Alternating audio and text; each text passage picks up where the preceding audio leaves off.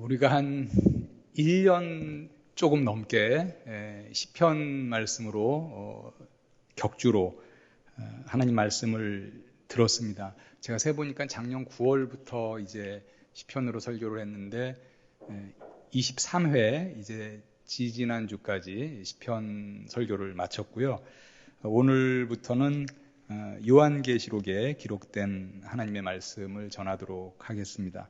우리가 잘 알다시피 요한계시록은 종말에 관한 예언의 말씀인데 상징이 참 많죠. 그래서 우리 혼자 읽기가 좀 부담되는 이제 그런 책이기도 합니다. 이게 읽어도 어떤 의미인지 잘 모를 때도 많고 질문도 많이 생기고, 또 이제 이단들은 다른 어떤 책보다도 이제 요한계시록에 있는 성경의 말씀을 자기네들 교리를 위해서 잘못 해석해서 인용하는 경우가 참 많은 책이 요한계시록이죠. 16세기에 유명한 종교개혁가 칼빈이 성경의 주석을 다 썼습니다. 창세기부터 다 썼는데 딱 한 권을 쓰지 않았어요. 요한계시록을 쓰지 않았는데 시간이 없어서 쓰지 않은 것도 아니고 게을러서 쓰지 않은 것도 아니고, 이 칼빈이 요한계시록에는 너무나 많은 상징과 해석하기 어려운 부분이 있어서 하나님의 말씀을 잘못 해석하면 어떡하나 하는 그런 이제 중압감이 상당히 커서 결국 요한계시록의 주석을 쓰지 못했다라고 합니다. 요한계시록 해석의 어려움을 단적으로 보여주는 이제 그러한 이제 이야기인데요. 앞으로 이제 격주로 요한계시록 설교를 이제 우리가 이어나갈 텐데, 이 설교를 통해서 우리 성도님들 요한계시록의 말씀을 좀 우리가 바르게 잘 이해하고, 또 앞으로 요한계시록에 기록된 말씀을 따라서 이 마지막 때에 우리가 믿음을 지키고 더욱더 신실하게 살아가는 우리 청년들과 성도들 다 되시기를 주님의 이름으로 간절히 축원합니다. 지혜로운 사람은 미래에 일어날 일에 관심을 갖고 또 그 미래를 준비하면서 살아갑니다. 작게는 우리가 이제 아침에 일어났는데 날씨가 조금 흐리면은 요즘은 또 핸드폰도 열어서 비가 올까 날씨를 확인하고 또 우산을 챙겨가는 것, 이것도 아주 가까운 미래에 있을 일에 관심을 갖고 미래를 준비하는 것이죠. 이 미래 중에서도 요한계시록은 미래의 마지막 종말에 관해서 알려주며 우리로 그 종말을 준비하게 하는 그런 책입니다. 오늘 본문인 요한계시록 이제 서문 1절부터 8절이 이제 요한계시록 전체의 서문인데요. 장차 일어날 일에 관해서 선포하고 있습니다. 1절부터 좀 보겠습니다. 예수 그리스도의 계시라. 이는 하나님이 그에게 주사 반드시 속히 일어날 일들을 그 종들에게 보이시려고 그의 천사를 그 종 요한에게 보내어 알게 하신 것이라. 예수 그리스도의 계시라, 이렇게 시작합니다. 계시라는 것은 드러내서 보여준다라는 거죠. 예수 그리스도의 계시라, 이것은 뭡니까? 예수 그리스도께서 드러내 보여주는 것이다 라는 그런 말씀입니다. 그런데 보니까 이는 하나님이 그에게 주사, 이렇게 말씀하십니다. 그래서 예수 그리스도의 계시인데 이것은 누가 주신 거냐? 하나님이 예수 그리스도께 주신 거다라고 말씀하고 있습니다. 어떠한 일에 관한 계시인가 보니까 그 다음 9절에 보니까 반드시 속히 일어날 일들, 이렇게 말을 하고 있습니다. 그 속히 일어날 일들을 종들에게 보이시려고 하나님의 천사를 통해 요한에게 알게 하신 것이다.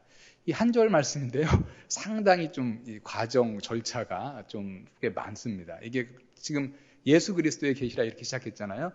첫 시작은 이제 어떻게 되냐면 하나님이 그 계시를 예수 그리스도께 주셨고, 그 다음에 예수 그리스도께서 종들에게 보여주시려고, 여기서 말하는 사실 종들은 이제 성도 전체를 말하는데요.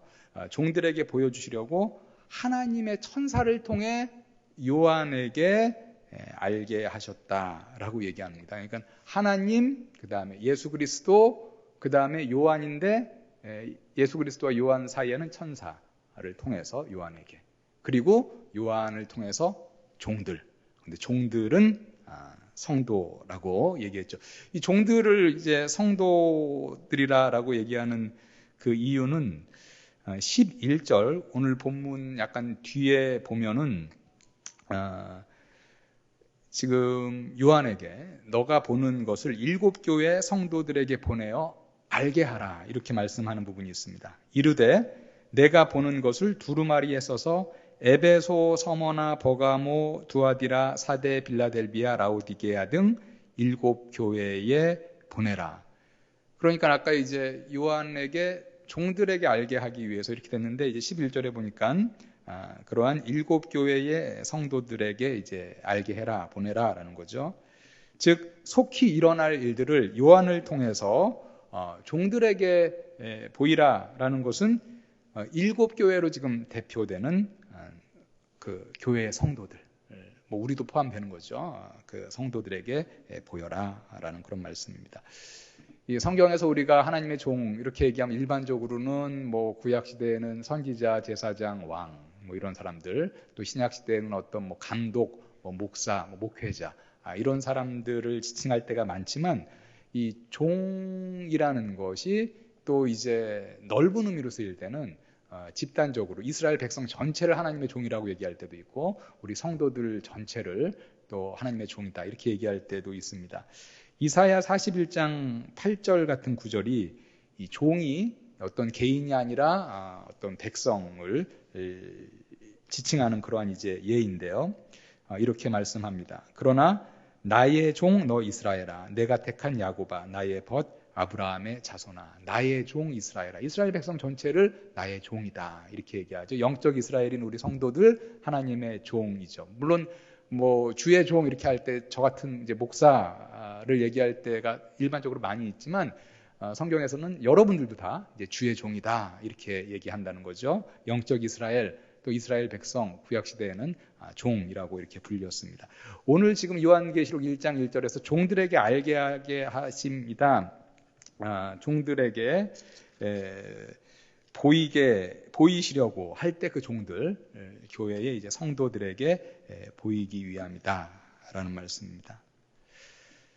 그런데 이제 우리가 1장 1절을 볼 때 아까 이제 어떤 것에 대해서 드러내 보여주느냐, 계시하느냐 이렇게 얘기할 때 반드시 속히 일어날 일들이라고 이제 말씀을 드렸습니다. 근데 한번 생각을 해보시죠. 요한계시록이 쓰여진 것이 이제 1세기인데 지금이 이제 2021년. 반드시 그냥 일어날 일이 아니라 속히 일어날 일들을 보여주신다. 이렇게 얘기를 했는데 대략 지금 요한에게 예수 그리스도의 계시가 천사를 통해서 전해진 이후 한 2000여 년이 지났잖아요. 그런데 반드시 속히 일어날 일에 대해서 얘기를 했는데 반드시 속히 일어난다. 우리가 그냥 일반적으로 생각하면 속히 일어난다라는 것이 2000년이나 지났는데 아직까지 지금 종말이 안 왔잖아요. 끝이 안 왔잖아요. 예수님의 재림이 안 왔잖아요. 그러면은 이게 좀 고개가 일단은 갸우뚱해지죠. 속히 일어날 일을 보여주신다고 그랬는데 이게 2000년이 지났는데 아직까지 안 일어났는데 이게 일어나는 게 맞나? 이런 생각이 들 때도 있습니다. 그런데 이제 여기서 우리가 속히 일어난다라는 말, 인간의 관점이 아니라 하나님의 관점으로 볼 수 있다라는 것을 우리가 좀 유념해야겠습니다. 베드로후서 3장 8절부터 9절에 보면 하나님의 관점에서 시간이란 무엇인가, 그리고 하나님에게 있어서 종말이란 어떤 것인가를 우리가 조금 알 수 있는 구절이 있습니다. 이렇게 말하고 있습니다. 사랑하는 자들아, 주께는 하루가 1000년 같고 1000년이 하루 같다는 이 한 가지를 잊지 말라. 주의 약속은 어떤 이들이 더디다고 생각하는 것 같이 더딘 것이 아니라, 제가 조금 전에 얘기했던 저도 그렇고 여러분들도 2000년이나 지났는데 너무 더딘 거 아닌가 이렇게 생각하는 경우를 얘기하는 거겠죠. 주의 약속은 어떤 이들이 더디다고 생각하는 것 같이 더딘 것이 아니라 오직 주께서는 너희를 대하여 오래 참으사 아무도 멸망하지 아니하고 다 회개하기에 이르시기를 원하시느니라. 두 가지 정도를 생각해 볼 수가 있겠는데, 첫 번째는 이제 주께서는 1000년이 하루 같고 하루가 1000년 같고, 우리랑은 조금 이제 그 시간적인 관점이 이제 다른 부분이고요. 그리고 이 마지막 때가 사실은 우리 성도들에게는 마지막 참으로 구원 그리고 영화의 그런 때지만 또 예수님을 믿지 않는 많은 자들에게는 멸망의 때이기 때문에 하나님이 긍휼함을 가지시고 한 영혼이라도 더 돌아올 수 있는 시간을 이제 주신다라는 이제 그런 말씀입니다.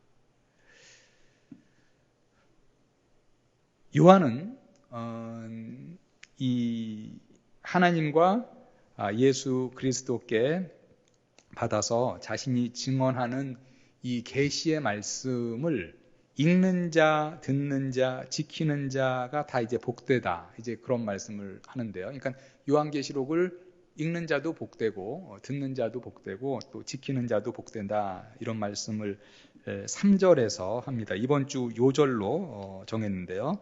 3절 보면 이렇게 얘기합니다. 이 예언의 말씀을 읽는 자와 듣는 자와 그 가운데 기록한 것을 지키는 자는 복이 있나니 때가 가까움이라. 일단 지금 우리는 듣고 있죠, 그죠? 이 예언의 말씀을 듣는 자, 여러분들은 복된 자죠. 읽는 자와 듣는 자와 지키는 자는 이제 복되다 이렇게 얘기합니다. 이 예언의 말씀이라는 것, 성경에는 예언이라는 말이 참 많이 나오죠. 구약부터 신약, 예언이라는 말이 정말 많이 나오는데 이 예언의 말씀의 의미는 제가 이제 몇 번 얘기를 드린 것 같은데 대언의 말입니다. 대언. 이 예언이라는 것, 우리가 이제 일반적으로 얘기하면은 미래에 대한 말이 예언이잖아요. 그런데 이제 성경에서 예언이라는 말이 나올 때는 이제 그 의미는 아니다라는 거예요. 대언, 하나님의 말을 대신해 주는 말이 이제 예언입니다. 그래서 이제 성경에서 예언자 이렇게 말하는 사람들은 노스트라다무스 이런 사람이 아니라는 거예요. 예언자 많잖아요. 구약에도 예언자가 있고 신약에도 예언자가 있는데 예언자는 뭐냐면은 아까 예언이 대언이라고 그랬죠. 그러니까 예언자는 뭐예요? 대언자입니다. 하나님의 대변인이에요. 하나님의 입과 같은 사람이 이제 예언자다. 하나님의 대언자다. 예언은 뭐냐? 미래에 대한 말을 하는 것이 일반적인 어떤 그런 의미라면 성경에서 나오는 그 예언은 하나님의 말을 대신하는 것. 그것이 이제 예언이다. 라는 것입니다. 물론 예언자가 하나님의 말을 예언할 때, 대언할 때 미래에 관한 말을 할 수 있겠죠. 그죠? 하나님의 말을 대언할 때 하나님이 대언자에게 미래에는 이런 일이 있을 것이다 라고 말씀을 넣어주면 그것을 예언자가 미래에 대해서 얘기할 수 있습니다. 그런데 예언자는, 성경에 나오는 예언자는 과거에 대해서 얘기할 수도 있고요. 그리고 현재에 대해서 얘기할 수도 있죠.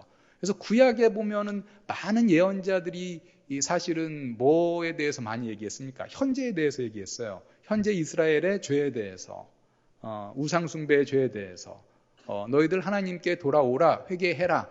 현재에 대해서 하나님의 말을 많이 예언했죠. 그런데 이제 요한계시록과 같은 예언의 말씀은 사실은 미래에 대한 말이 많은 책입니다. 왜냐하면 요한계시록 하나님이 이제 미래에 대해서 보여주시고 드러내주시는 것을 예언을 통해서 알려주셨기 때문에 그래서 이제 예언의 말씀은 대언의 말씀이다. 미래뿐만 아니라 현재, 과거의 말씀. 그런데 이제 요한계시록은 이제 특별히 미래에 대한 말씀이 이제 많은 책인 것은 맞습니다. 1장 3절에 보니까 때가 가까움이라 이렇게 말을 하고 있는데 여기서 말하는 때는 이제 물론 마지막 때 종말을 얘기하고 있습니다. 3절에서 우리가 새겨들어야 하는 말씀은 이 예언의 말씀을 듣는 데서 또 읽는 데서 멈추는 게 아니라 지키는 데까지 나아가야겠다라는 것입니다. 예수님도 마태복음 7장 24절부터 27절에서 듣는 것에서 멈추지 말고 행하여야 할 것을 강조하면서 이런 비유의 말씀을 하셨습니다. 그러므로 누구든지 나의 이 말을 듣고 행하는 자는 그 집을 단석 위에 지은 지혜로운 사람 같으리니 비가 내리고 창수가 나고 바람이 불어 그 집에 부딪히되 무너지지 아니하나니 이는 주추를 반석 위에 놓은 까닭이요 나의 이 말을 듣고 행하지 아니하는 자는 그 집을 모래 위에 지은 어리석은 사람 같으리니 비가 내리고 홍수가 나고 바람이 불어 그 집에 부딪힘에 무너져 그 무너짐이 심하니라. 우리의 인생의 주추, 아주 중요한 기둥을 반석 위에 놓은 자가 누구냐? 주의 말씀을 듣는 데서 멈추는 것이 아니라 듣고 행하는 자다. 이렇게 말을 하고 있습니다. 용서하라는 말씀을 읽고 들었다면 그 용서하라는 것을 듣는 데서 끝나는 것이 아니라 용서를 하는 것, 거기까지 가야지 이제 인생의 주추를 반석 위에 놓은 자다. 이렇게 얘기하는 거죠. 사랑하는 말씀, 사랑하라라는 말씀을 들었으면 듣는 것으로 끝나는 것이 아니라 사랑하라. 거룩한 삶을 살라라는 말씀을 들었으면 듣는 데서 끝나는 것이 아니라 실제로 거룩한 삶을 살아가는 것. 전도하라라는 말씀을 들었으면 전도하라라는 말씀, 듣는 것에서 멈추는 것이 아니라 실제로 전도하는 것. 반석 위에 그 주추를 세운 자, 내 말을 듣고 행하는 자다라는 거죠. 우리가 너무나 잘 아는 말씀이지만 오늘 이 말씀을 통해서 우리 다시 한번 우리 성도들 하나님의 말씀을, 예언의 말씀을 읽고 또 듣는데 멈추는 것이 아니라 지키고 행하셔서 오늘 3절에서 하나님이 말씀하신 그 복을 다 받는 우리가 됐으면 좋겠습니다. 요한은 아시아에 있는 7교회에 편지하면서 먼저 4절과 5절에 보니까 이 7교회를 축복하는 말을 하고 있습니다. 요한은 아시아에 있는 7교회에 편지하노니 이제도 계시고 전에도 계셨고 장차 오실 이와 그의 보좌 앞에 있는 7 영과 또 충성된 증인으로 죽은 자들 가운데서 먼저 나시고 땅의 임금들의 머리가 되신 예수 그리스도로 말미암아 은혜와 평강이 너희에게 있기를 원하노라.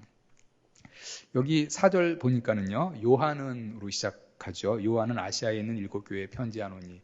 이제 이것만 보면 언뜻 이 요한계시록의 저자는 요한이 아닌가 보다. 보통 이제 저자라면 1인칭으로 자신을 쓸 텐데 나는 이렇게 쓸 텐데 요한은으로 써서 다른 사람인가 이렇게 오해할 수 있는데 이 9절을 보면은요, 우리 오늘 보면 바로 그 다음 절 9절을 보면 나 요한은 이렇게 시작합니다. 그래서 요한계시록의 저자는 요한이에요.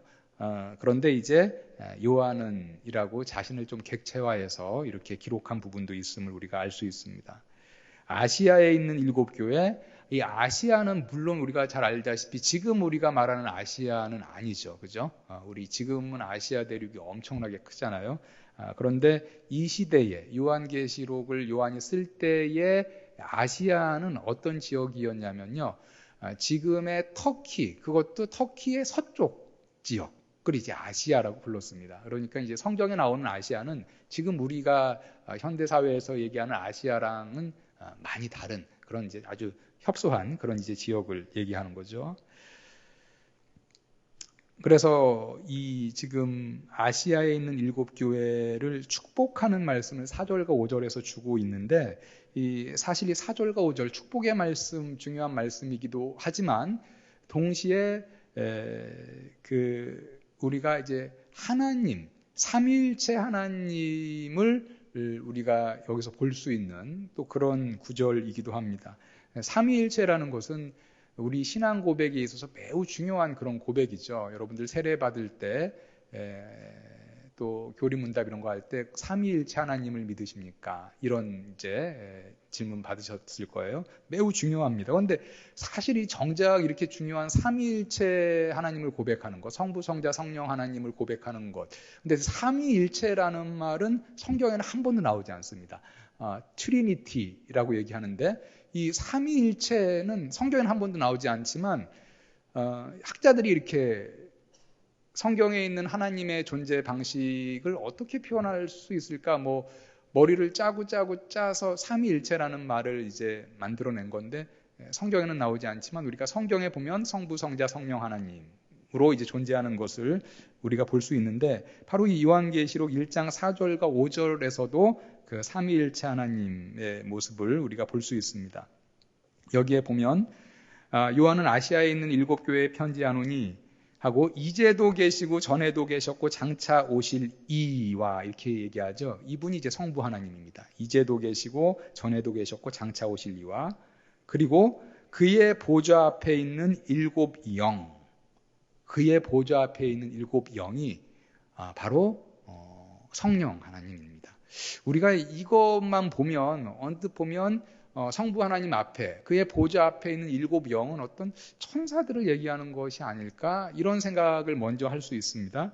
영적 존재 일곱 영이라고 그러니까 그런데 사실은 이제 여기서 그 일곱이라는 것 여러분들 이제 종종 들어보셨겠지만 성경에서 이제 완전수죠. 완전을 이제 의미하는 겁니다. 그래서 이 일곱 영 지금 성령이 일곱 영으로 지금 표현이 된 것이죠. 그런데 이제 우리가 요한계시록 조금 뒷부분에 4장 5절에 보면 이 일곱 영이 하나님의 영이다라고 우리에게 이제 말해주고 있습니다. 보좌로부터 번개와 음성과 우레소리가 나고 보좌 앞에 켠 등불 일곱이 있으니 이는 하나님의 일곱 영이라 이렇게 얘기하고 있어요. 그래서 이 일곱 영은 하나님의 영, 지금 성령을 말하고 있습니다. 흥미롭게도 이사야 11장 1절과 2절에 보면 오실 메시아에 임할 성령을 이제 7가지 호칭으로 부르는 그런 본문이 있습니다. 이새의 줄기에서 한 싹이 나며, 이게 지금 메시아에 대한 예언인데, 이새의 줄기에서 한 싹이 나며 그 뿌리에서 한 가지가 나서 결실할 것이요 그 외 위에 제가 이걸 좀 세보겠습니다. 여호와의 영 하나, 곧 지혜와 총명의 영, 그리고 모략과 재능의 영, 지식과 여호와를 경외하는 영.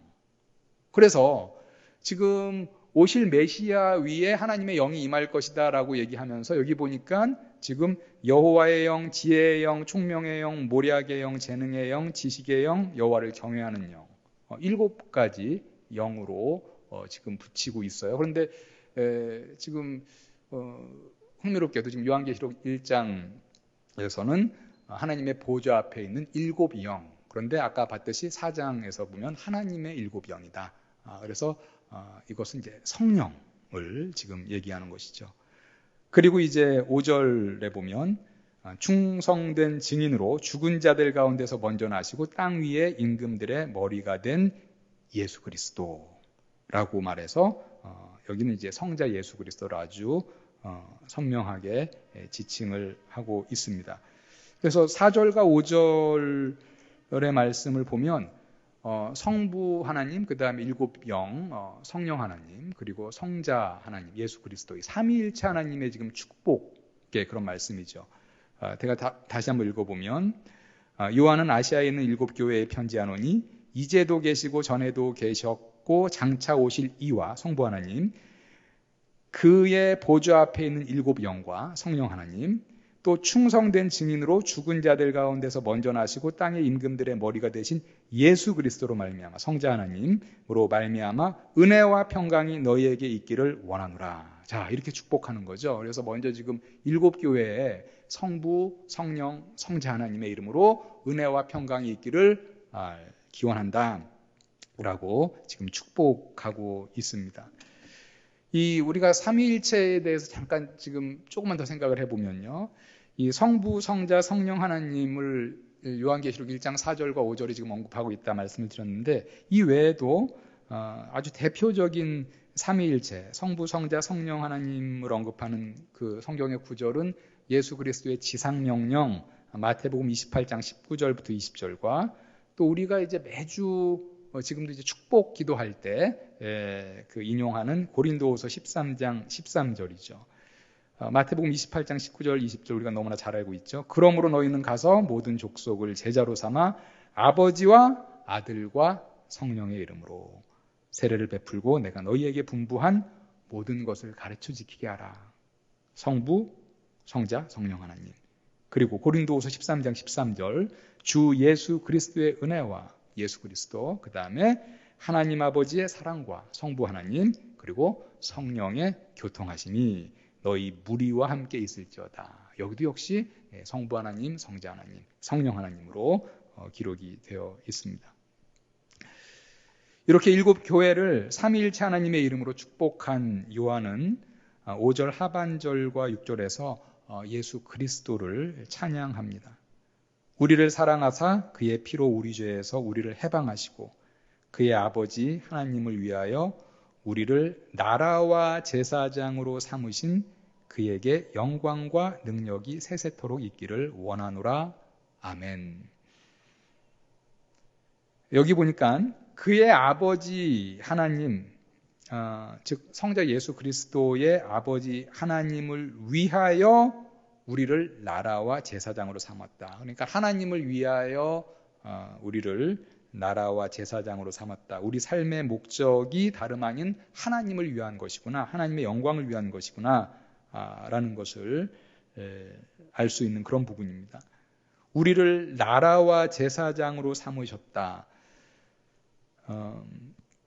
나라와 제사장으로 삼으셨다라는 말은 사실은 우리를 제사장 나라로 삼으셨다라는 이제 그런 말로 우리가 이해할 수 있는데요. 우리 성도들을 제사장 나라로 삼으셨다.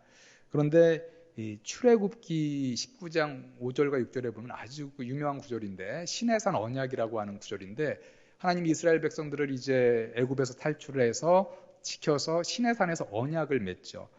그때 이제 하나님께서 이스라엘 백성에게 너희가 내 언약을 잘 지키면 나의 소유가 되고 제사장 나라가 되고 거룩한 백성이 된다. 이 아주 유명한 언약의 말씀을 하셨죠. 나의 소유가 되고 제사장 나라가 되고 거룩한 백성이 된다. 거기에 제사장 나라가 나오거든요. 근데 여기도 지금 제사장 나라로 삼으셨다 이렇게 나옵니다. 이 제사장 나라로 삼으셨다는 의미는 제사장이 뭐를 하는가를 우리가 생각해 보면 되는데, 제사장은요, 구약에 보면 이스라엘 백성들이 제사를 직접 안 드리고 누구에게 갖다 줍니까? 제사장에게 갖다 주죠. 그럼 제사장이 하나님께 제사를 드립니다. 즉 제사장은 뭡니까? 이스라엘 백성과 하나님 사이의 매개자죠. 제사장 나라가 될 것이다. 이스라엘 백성에게 출애굽기에서 얘기한 것은 뭐냐? 너희가 이제 제사장과 같이 이스라엘 백성들이 여러 이방 나라, 이방 민족과 하나님을 매개하는 중보자 역할을 할 것이다. 이제 그 말이죠. 지금 요한계시록 신약에서 제사장 나라로 삼으신다. 제사장으로 삼고 나라로 삼으신다. 제사장 나라로 하나님의 백성, 하나님의 자녀들을 삼으신다. 이 말씀은 뭡니까? 우리가 하나님을 모르는 불신자들과 하나님 사이에 매개자가 되어야 된다. 매개자가 된다는 것은 뭐 예수 그리스도의 어떤 중보의 사역을 당연히 얘기하는 것은 아니고요. 우리가 복음을 전해서 많은 불신자들이 하나님을 알게 하도록 우리가 전도해야 함을 이제 말하는 것입니다. 그래서 하나님의 백성들에게 제사장 나라로 삼아 주신다라는 말씀을 하시고 나서, 그리고 나서 이제 오늘 본문 7절에 보면 앞으로 일어날 일, 장차 일어날 일의 아주 클라이막스죠. 예수 그리스도의 재림에 대해서 예언을 합니다. 볼지어다 그가 구름을 타고 오시리라. 각 사람의 눈이 그를 보겠고 그를 찌른 자들도 볼 것이요 땅에 있는 모든 족속이 그로 말미암아 애곡하리니 그러하리라. 아멘. 예수 그리스도의 초림, 예수 그리스도가 이 땅에 처음 오실 때는 이스라엘 땅 베들레헴의 한 마국간에서 태어나셨습니다. 아주 소수의 사람들만 냄새나는 마국간에서 아기 예수를 영접하였습니다. 그런데 재림은 다르다는 거죠. 하늘에서 구름을 타고 오신다 라고 말합니다. 예수 그리스도께서 하늘에서 구름을 타고 재림하는 광경, 여러분들 혹시 상상해 보신 적이 있는지 모르겠는데, 우리에게는 사실은 너무나 좀 생경한 그런 광경이죠. 잘 익숙하지 않은, 물론 뭐 어떤 그 그림을 그린 걸 본 적도 있고 뭐 그렇지만, 하늘에서 구름을 타고 오시는 예수 그리스도, 이 광경은 우리가 상상을 할 수 있어요. 그렇지만 어떻게 보면 참 익숙하지 않은, 어떻게 보면 생경하고 생소한 이제 그러한 광경인데, 그런데 예수 그리스도께서 이 구름 타고 이 땅에 재림하시는 것은 사실은 성경 여러 곳에 이미 예언이 된 말씀입니다. 다니엘은 다니엘서 7장 13절에서 인자 같은 이가 하늘 구름을 타고 오심을 예언하였습니다. 내가 또 밤 환상 중에 보니 인자 같은 이가 하늘 구름을 타고 와서 옛적부터 항상 계신 이에게 나아가 그 앞으로 인도되매. 그리고 예수님께서도 그의 공생의 사역 기간에 제자들에게 종말에 대해서 가르치실 때 인자가 구름을 타고 영광 중에 올 것이다, 이렇게 말씀하신 적이 있습니다. 마태복음 24장 30절에 보니까 그때의 인자의 징조가 하늘에서 보이겠고 그때의 땅의 모든 족속들이 통곡하며 그들이 인자가 구름을 타고 능력과 큰 영광으로 오는 것을 보리라. 예수께서 십자가에 달려 돌아가시기 전에 제자들에게는 말씀해 주신 거죠. 인자가 구름을 타고 하늘에서 올 것이다. 또 마가복음 14장 62절에 보면 예수님이 이제 십자가 죽음, 처형을 앞두고 나서 대제사장에게 신문을 받는데 대제사장이 이렇게 질문한 적이 있어요. 내가 찬송받으실 이의 아들 그리스도냐? 이렇게 물었더니 예수께서 당당하게 그의 재림에 대해서 이렇게 말씀하셨습니다. 예수께서 이르시되 내가 그니라. 인자가 권능자의 우편에 앉은 것과 하늘 구름을 타고 오는 것을 너희가 보리라 하시니. 여기서도 예수께서 그 대제사장 앞에서 후에 인자는 예수님이죠. 예수께서 하늘 구름을 타고 오신다, 이렇게 말씀을 하셨고, 그리고 이제 예수님이 승천하실 때 사도행전 1장에 보면 예수님이 하늘로 올라가는 그 모습을 이제 제자들이 너무나 이제 놀랍게 또 황홀하게 이렇게 바라보고 있을 때, 그 예수님이 하늘로 승천하실 때 그 성경에 보니까 뭐 사람들 옆에 흰옷 입은 사람, 두 천사를 얘기하는데요. 뭐라고 얘기했냐면 예수께서 하늘로 올라가신 대로 다시 오실 것이다, 이런 얘기를 하셨어요. 사도행전 1장 11절에 보니까 이르되 갈릴리 사람들아 어찌하여 서서 하늘을 쳐다보느냐. 너희 가운데서 하늘로 올려지신 이 예수는 하늘로 가심을 본 그대로 오시리라. 하늘로 올려지셨는데 그대로 하늘에서 내려오실 것이다, 이렇게 얘기하고 있습니다. 오늘 본문 7절에 보니까 예수님이 구름 타고 오실 때 각 사람, 즉 모든 사람의 눈이 그를 볼 것이다, 이렇게 말씀을 하셨고요. 그러니까 예수님이 재림하실 때 모든 사람이 다 볼 수 있게 재림하신다라는 거죠. 그리고 심지어 그를 찌른 자들도 볼 것이다, 이렇게 얘기합니다. 찌른 자들은 뭡니까? 예수님을 십자가에 죽인 자들이죠. 물론 그들은 벌써 다 죽었습니다. 그렇지만 예수님이 재림할 때는 그들도 예수님을 볼 것이다, 이렇게 얘기하고 있고, 7절 또 마지막에 보니까 모든 족속이 재림하는 예수 그리스도로 인하여 애곡할 것이다, 이렇게 얘기합니다. 모든 족속이 재림하는 예수 그리스도로 인하여 애곡한다는 말은 그만큼 예수 그리스도를 영접하지 않고 죄 가운데 살아가는 사람들이 많다라는 것을 말해줍니다. 예수님도 아까 우리가 읽었는데 마태복음 24장 30절에서 예수님의 재림의 때에 불신자들의 반응은 통곡하는 것이다, 이렇게 얘기했습니다. 그때의 인자의 징조가 하늘에서 보이겠고 그때의 땅의 모든 족속들이 통곡하며 그들이 인자가 구름을 타고 능력과 큰 영광으로 오는 것을 보리라. 통곡하는 거죠. 애곡하는 거죠. 설마 내가 뭐 예수님의 복음에 대해서는 몇 번 들어봤지만 설마 정말 예수 그리스도가 하나님의 아들이시고 참 신이시고 구원자인 것을 나는 믿지 않았는데 예수 그리스도의 재림을 보면서 그들은 통곡하고 애곡하는 거죠. 늦은 거죠. 그들에게 남겨진 것은 이제 심판, 멸망의 이제 심판이 남겨졌기 때문입니다.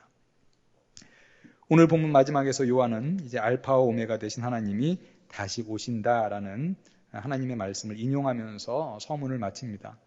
주 하나님이 이르시되 나는 알파와 오메가라. 이제도 있고 전에도 있었고 장차 올 자요 전능한 자라 하시더라.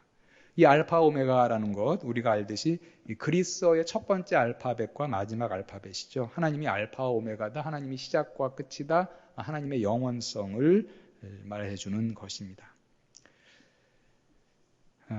저는 가끔씩, 아주 가끔씩 하늘을 보면서 예수 그리스도의 그 재림, 성경에 기록된 대로 구름 타고 오시는 광경을 상상할 때가 있습니다.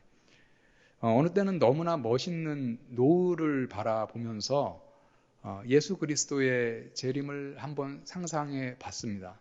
그 노을을 배경으로 예수님이 이렇게 재림하는 내려오는 광경을 상상해 본 적도 있고, 또 이제 하늘에 맑은 날, 물론 뭐 구름이 좀 낀 그런 맑은 날, 그 하늘의 구름을 보면서 예수 그리스도의 재림을 그 하늘에 좀 대입해서 저 하늘에서 예수님이 내려오신다는 거지, 성경에서 말한 대로라면 예수님의 재림을 상상한 적이 있습니다. 여러분도 이런 상상을 해보신 적이 있는지 모르겠는데, 아까도 제가 얘기했듯이 우리 인간들에게는 이 예수 그리스도의 재림의 광경, 하늘에서 예수님이 구름을 타고 내려오신다는 이 광경, 너무나 초월적이어서 상상하기도 사실 어렵고, 사실 이제 그러한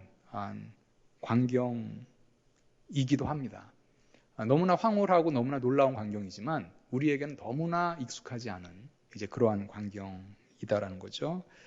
그런데 오늘 말씀이 증언하듯이, 그리고 아까 봤듯이 다니엘이 예언했듯이, 그리고 예수님도 그의 생애 가운데, 공생애 가운데 거듭거듭 말씀하셨고, 예수님이 승천할 당시에 그 두 천사도 일러 주었듯이, 성경에 보면 예수님이 마지막 때에 구름 타고 하늘에서 내려오실 것이다 라고 거듭거듭 증언하고 있습니다.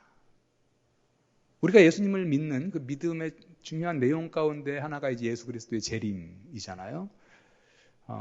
여러분들은 이 예수 그리스도께서 구름 타고 오시는 이 재림의 증언을 다 믿으십니까? 예. 제가 여러분들에게 보통 이제 아멘을 잘 이제 뭐 크게 기대하진 않는데 한번 제가 좀 들어봤으면 좋겠는데, 여러분들은 성경에서 오늘 요한계시록에서도 볼지어다 1장 7절 말씀 이렇게 얘기했죠. 그가 구름을 타고 오시리라. 각 사람의 눈이 그를 보겠고, 아까 뭐 다니엘서 예수 그리스도의 예언, 그리고 그 두 천사 계속해서 동일하게 증언하죠.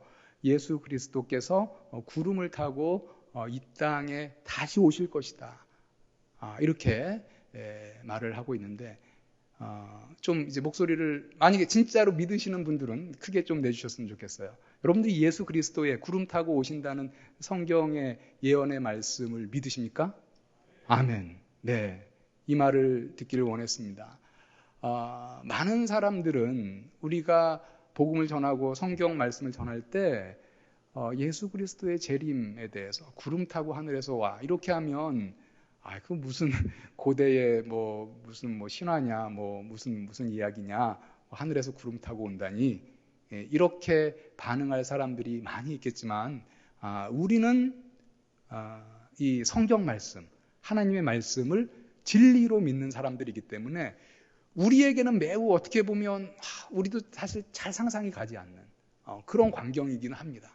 하늘에서 구름 타고 예수님이 오시는 그 광경이. 그렇지만 요한계시록에서 예수께서 이제 우리에게 주신 그 계시의 말씀, 그리고 성경에서는 거듭거듭 예수께서 분명히 오신다. 어떤 방법으로 오시냐? 승천하신 그대로, 하늘로 올라갔던 그대로 하늘에서 내려오신다.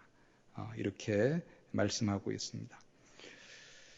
사랑하는 우리 성도 여러분이 예언된 예수님의 재림을 굳게 믿으시고, 또 오늘 우리 말씀에서 들었듯이 이 예언의 말씀을 듣고 읽을 뿐만 아니라 지키셔서 하나님이 예비하신 놀라운 복을 받으시는 여러분들 다 되시기를 주님의 이름으로 간절히 축원합니다. 그리하여 언제 올지 모르지만 예수님이 이 땅에 올 때, 재림의 때에, 오늘 말씀해 보니까 각 사람, 모든 사람들이 그걸 다 본다, 이렇게 말을 했죠. 예수님의 재림의 때에 애곡하고 통곡하는 자가 되지 않고, 그때에 승전가를 부르면서 영광의 주를 찬양하는 성도들 다 되시기를 주님의 이름으로 간절히 축원합니다.